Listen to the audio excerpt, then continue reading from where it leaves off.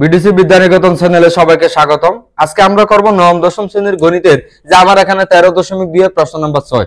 আমার এখানে যে প্রশ্নটা দেওয়া আছে আমরা একটু প্রশ্নটা পড়ে নিই। এই যে এখানে 3 + 9 + 27 এই দ্বারাটির প্রথম এখানে 14টি পদের সমষ্টি নির্ণয় করো।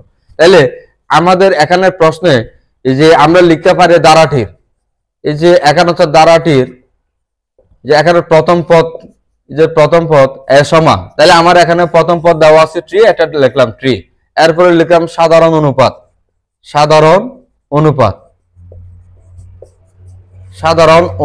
এই যে সাধারণ অনুপাত হচ্ছে 8 সমান। তাহলে এই যে আমার এখানে দ্বিতীয় পদকে প্রথম পদ দ্বারা ভাগ হবে, তাহলে উপরে 9/3, তাহলে 3 তারিখে কত হয় 9।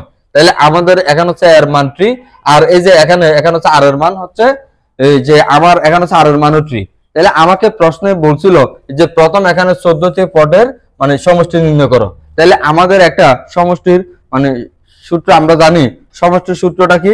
এই যে আমাদের সমষ্টি Sn equal a into r to the power n minus 1 by এই যে এখানে কত হবে r minus 1। এখন আমরা করব যে আমাদের 14টি পদের সমষ্টি নির্ণয় করতে হবে। তাহলে আমরা এখন লিখতে পারি সুতরাং এই যে আমার প্রশ্ন বলছিল প্রথম 14টি পদ, তাহলে লিখতে পারি প্রথম 14টি পদ, তাহলে পদের সমষ্টি s n অথবা s টু দি পাওয়ার হচ্ছে 14 ইকুয়াল। এখন আমরা এই সূত্রটা লিখবো a, তাহলে এখানে দেওয়া আছে r, এরপরে দেওয়া আছে কত n - 1, এখানে r - 1। এখানে আমরা একটা সংখ্যা লিখতে পারি। সুতরাং এই যে এখানে লিখা যায় পদ সংখ্যা n সমান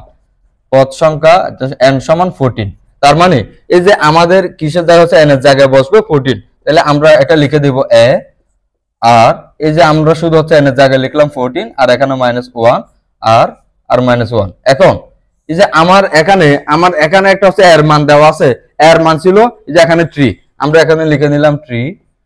আর এই যে আমার এখানে কত দেওয়া আছে, এই যে এখানে দেওয়া আছে হচ্ছে যে সংখ্যাটা দেওয়া আছে এটার একটা মান দেওয়া আছে, r এর মান 3, 14 - 1, আর এখানে আমার হচ্ছে r এর মান এই যে এখানে দেওয়া ছিল 3 - 1। এখন এই যে আমার এখান থেকে 3 থেকে হচ্ছে 1 চলে গেলে তাকে 2, আর এখানে 3 14 - 1।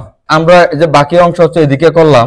এখন এই যে এখানে হচ্ছে 3/2, এটাকে যদি আমরা এভাবে লিখি 3/2, আর এখানে তাকে 3 টু দি পাওয়ার 14, আর এখানে -1, এটাই